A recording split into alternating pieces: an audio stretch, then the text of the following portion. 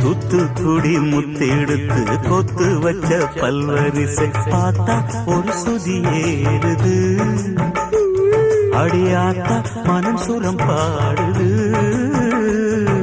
சாத்துக்குடி சாரை எடுத்து சேர்த்து வச்சு கண்ணத்துல தாரு அத முழுசாகத்தா பக்கம் பாரு அந்த பொழுதாகத்தா.